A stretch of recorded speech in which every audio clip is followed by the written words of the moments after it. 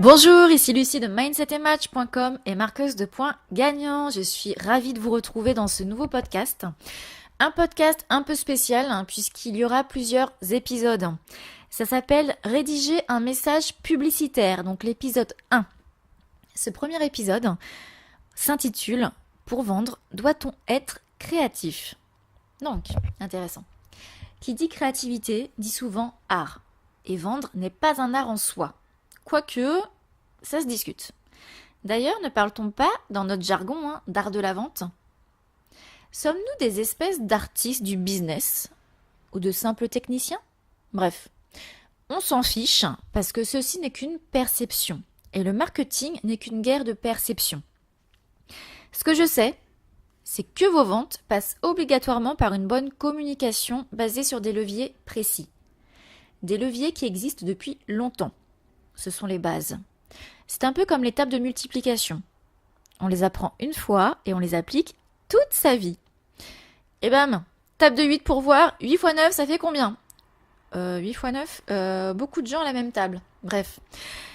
À cela, vous allez y ajouter de l'analyse, donc mode œil de lynx activé et un peu de créativité ou un grain de folie. Donc, ce qui nous amènerait à poser l'équation suivante. Vente à plusieurs inconnus égale communication plus marketing plus expertise égale les bases, au carré bien sûr, fois de l'analyse plus créativité plus Y. Pourquoi Y? En fait, c'est au cas où j'oublierais un truc. Toujours être prévoyant dans la vie pour avoir une longueur d'avance. Ah! Quelqu'un voudrait participer au débat et on m'a laissé un message apparemment. Alors, hop, attention Jefferson, merci pour la lettre. Alors, je vais lire ce message. Voyons voir. Je ne considère pas la publicité comme un divertissement ou un art, mais comme un moyen d'information.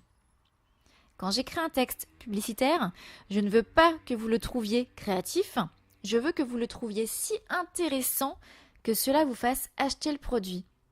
J'hésite entre les mots perspicace et pertinent. Merci David Ogilvy pour cette intervention.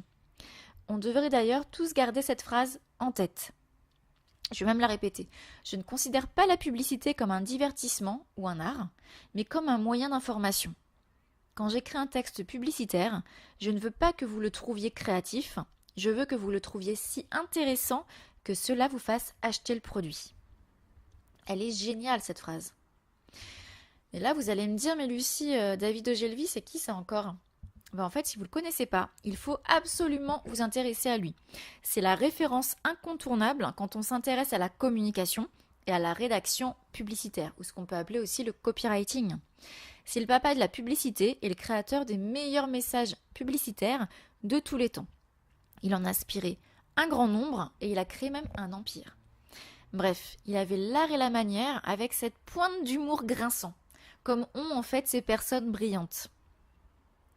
Les personnes brillantes ont toujours une petite particularité, elles peuvent se le permettre en fait.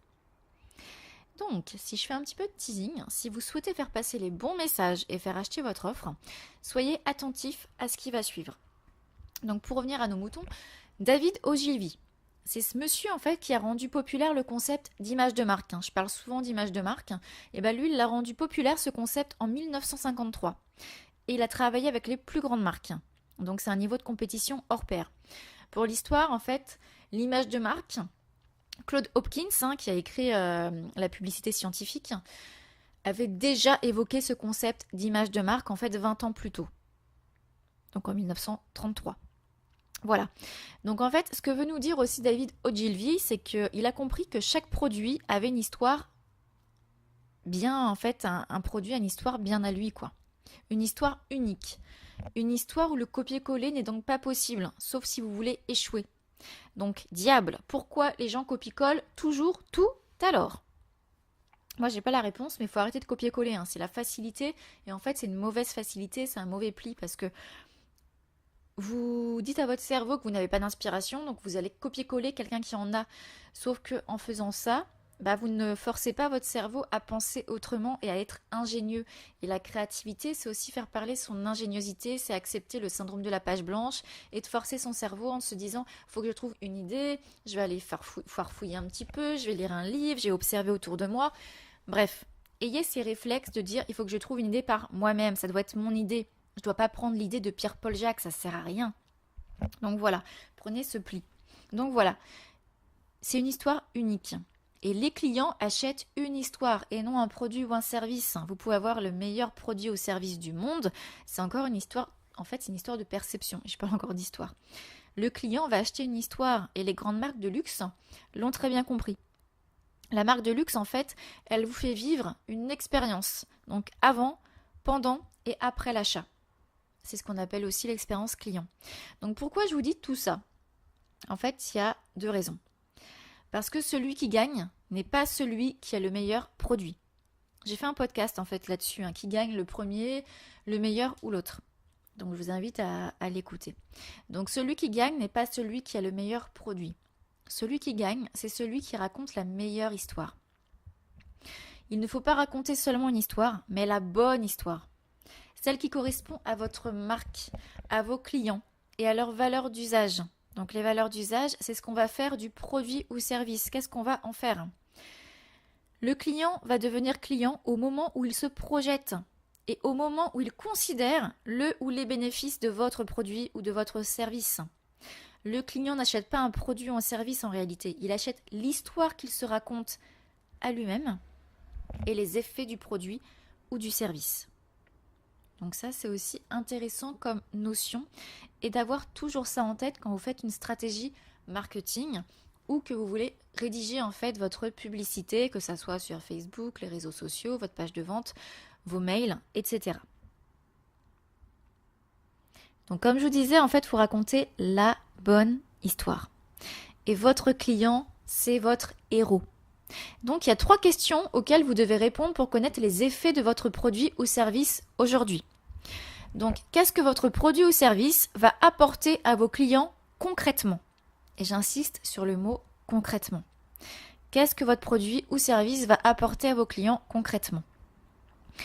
Ensuite, quelles émotions va-t-il générer chez eux ?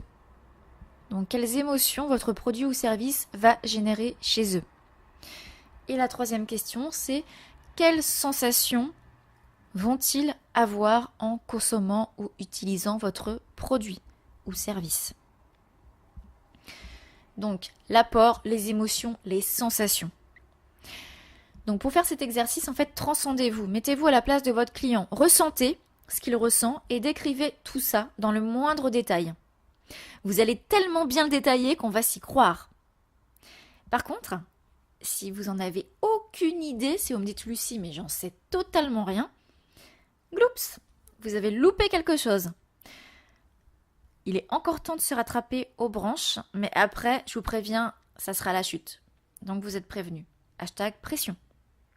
Donc voilà, il faut que vous ayez les réponses à ces questions. C'est super important pour rédiger un argumentaire de vente, une lettre de vente, un mailing, un post, etc. Donc je vous invite à faire l'exercice. À savoir, dans chaque produit ou service, nous devons trouver l'argument qui fera mouche, la promesse unique qui fera la différence, les bénéfices qui sauront être subtils et concrets pour capter l'attention de l'autre, susciter son intérêt, provoquer son désir et le faire passer à l'action. Donc vous savez, en fait, il y a plusieurs types d'arguments. Donc il y a des arguments qui touchent le prix. Donc ça peut être un bon rapport qualité-prix, un sentiment de faire des affaires. Donc par exemple, si on prend des marques en fait connues, Lidl va s'appuyer là-dessus en disant le vrai prix des bonnes choses. Cdiscount va dire créateur de pouvoir d'achat. Intermarché, c'est tous unis contre la vie chère. LCL, c'est donner, demander plus à votre argent. Donc voilà, on a des notions comme ça qui vont prendre l'argument du prix, de faire une bonne affaire, le rapport en fait qualité-prix, la valeur perçue. Ensuite, on va avoir les arguments qui touchent à l'image. Donc ce qui va nous rendre plus beau, plus charismatique, etc. Oh, Ego, dis-moi qui est le plus beau. Donc, par exemple, Chris l'a fait très bien avec, mais ça c'était avant, Chris, vous allez vous aimer. Donc là, on parle de l'image de mettre des lunettes qui va rendre plus beau. On a aussi la santé, tout ce qui touche à la santé, donc la forme, la valeur nutritive, l'équilibre, l'harmonie, la sérénité, le bien-être, parce que la santé, c'est sacré. Donc par exemple, Danone s'est appuyé là-dessus pour faire son slogan « Être mieux chaque jour ». Decathlon, c'est à fond la forme, et j'en passe. On peut avoir aussi l'argument du statut social, tout ce qui va être estime, appartenance, groupe. Donc par exemple, c'est Ford, Feel the Difference, Apple, Think Different. On va aussi avoir L'Oréal parce que nous le valons bien. Et j'en passe. Voilà, donc il y a plusieurs comme ça, des critères. Donc on peut toucher le prix, l'image. L'image, c'est un levier très puissant. La santé, le statut, l'estime. Donc dans le luxe, on va être plutôt sur le statut social. Dis-moi ce que tu achètes et je te dirai qui tu es. C'est des espèces de codes. Donc voilà, un slogan va s'appuyer là-dessus et pas sur des caractéristiques. En fait, on va beaucoup plus loin. Donc, inspirez-vous de ça pour faire vos slogans, vos punchlines, vos gimmicks et donner en fait de la valeur à vos produits ou à vos services. Parce qu'en fait, vous allez comme ça les provoquer et provoquer des sensations en eux. Et provoquer des sensations et des émotions chez vos clients va leur permettre de sécréter en fait de la dopamine. Ils vont sécréter de la dopamine. La dopamine, c'est quoi ? C'est le précurseur de l'adrénaline. Et qui dit adrénaline, dit achat impulsif. Et l'impulsivité dit allez hop, on saute, on y va, on est chaud bouillant, on fait fumer la carte bleue, hop hop hop. Et en plus, on est content parce que quand on a un pic de dopamine, en fait, on a envie d'acheter, on est content, on sait que c'est la meilleure solution pour nous et on a le sentiment de faire une bonne affaire. Donc tout ça, en fait, ça nous rend impulsifs et on est dans le siège des émotions. Voilà, donc elle est pas belle la vie. Donc voilà les leviers un petit peu émotionnels et déclencheurs.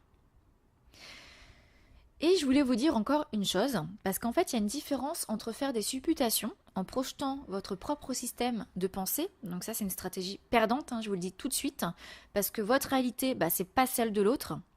Donc arrêtez de faire des hypothèses en fonction de vous, ça c'est on oublie. Il faut s'appuyer sur des faits, des chiffres, des comportements d'achat. Donc prenez aussi l'habitude d'aller chercher des chiffres, des comportements d'achat, d'aller voir les tendances sur Google, les alertes Google, les infographies, peu importe, récoltez des faits en fait. Qu'est-ce qui me permet de dire cette phrase, qu'est-ce qui me permet d'affirmer telle chose en fait?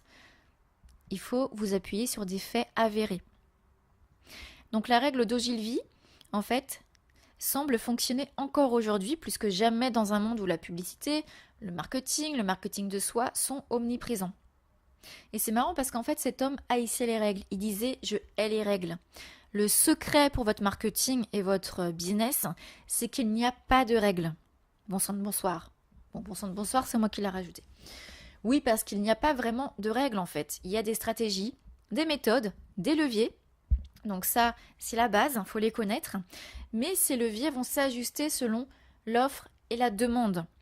Parce que chaque publicité et chaque texte doit être différent. Les marques sont différentes. Leurs histoires, leurs messages sont aussi différents. Leurs clients sont différents. Les valeurs d'usage sont également différentes.